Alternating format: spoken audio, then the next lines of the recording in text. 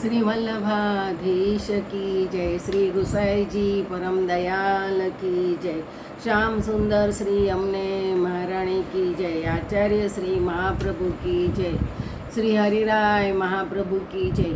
આપણે ગોપી ગીત વિશે જોયું, વેણગીત જોયું અને યુગલ ગીત વિશે પણ આપણે રસપાન કર્યું. આજે હવે ભ્રમર ગીત ચાલુ કરીએ છીએ. ભ્રમર ગીત એ શ્રીમદ ભાગવત સ્કંદ 10માં અધ્યાય 47મો છે. એમાં ઉદ્ધવ અને ગોપીઓની વાતચીત અને ભ્રમર ગીત કહ્યું છે. સુખદેવજી બોલ્યા, તમ વીક્ષ કૃષ્ણાનુચરમ વ્રજ સ્ત્રીય પ્રલંબ બાહુ નવકંજલોચનમ પીતાંબરમ પુષ્કરમાલિનમ હલસન મુખારવિંદ મણિમુષ્ટકુંડલમ શુચિસ્મિતા કોયમ પિચ્ચ દર્શન કૃતશ્ચ કસ્યાચ્યુત વેશભૂષણમ ઇતિ સ્મ સર્વા પરિવૃત્સુ સુકાસ્ત ઉત્તમ શ્લોક પદાંબુજશ્રયમ.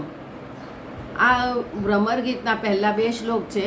એમાં એવું કહે છે કે મોટી ભુજાવાળા, કમળ સરખા નેત્રવાળા, પીતાંબર અને કમળની માળા ધારણ કરનાર, શુદ્ધ મણિજડિત કુંડલયુક્ત મુખારવિંદવાળા ઉદ્ધવજી કૃષ્ણના સેવક છે એમ જાણી ગોપીજનો એમની નજીક ગયા છે.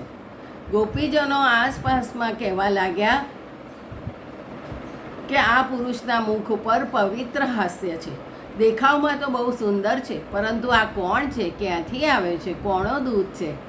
એવી રીતે એમના મનમાં અનેક વિચારો થવા માંડ્યા. તેમણે કૃષ્ણના જ વસ્ત્રાભૂષણ પહેર્યા છે. બધા ગોપીજનો એ ભગવતીય છે એમ નિશ્ચય કરી તેમનો પરિચય પ્રાપ્ત કરવા ઉત્સુક થઈ પવિત્ર કીર્તિવાળા શ્રી કૃષ્ણના સેવક સખા ઉદ્ધવજીને ચારે તરફથી ઘેરી લીધા છે. 3જો શ્લોક.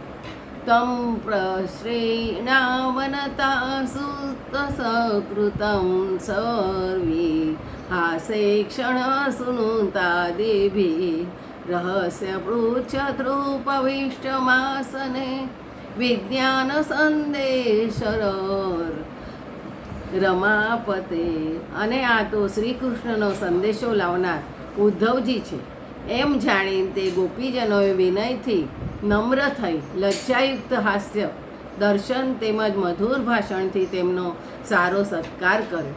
પછી આસન ઉપર બેઠેલા તે ઉદ્ધવજી એકાંતમાં તેઓ આ પ્રમાણે પૂછવા લાગી.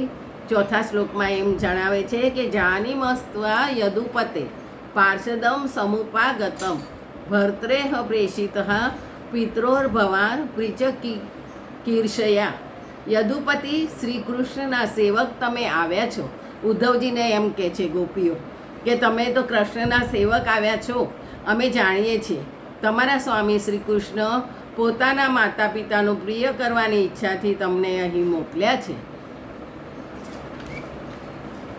અન્યથા ગોવ્રજે તસ્ય સ્મરણીયમ ન ચશ્મહે સ્નેહાનુબંધો બંધુના મુનૈરપી સુદસ્ત્યજ. તે વિના હવે આ ગાયોના વ્રજમાં બીજું કંઈ પણ તેમને સ્મરણ યોગ્ય એમ જોતી નથી. માતા પિતાનું તેમને પ્રિય કરવામાં આ જ કારણ છે.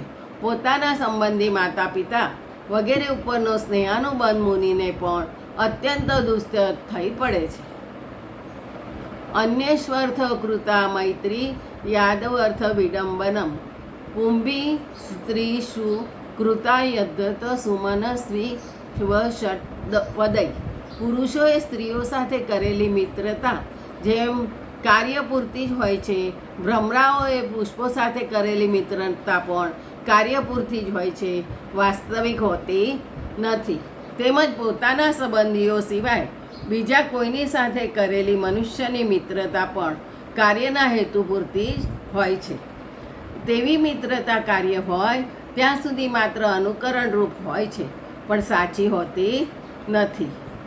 નિસ્વન ત્યજંતી ગણિકા અકલ્પન નૃપતિ પ્રજા અધિત વિજ્ઞા આચાર્ય મુત્તિજો દત્ત દક્ષિણમ ખગાવિત ફલમ વૃક્ષમ ભુક્ત્વા ચતિક્ષ થયો ગૃહમ દગ્ધમ મૃગાસ્તવ થારણ્યો જારો મુક્તા રતા સ્ત્રીયમ.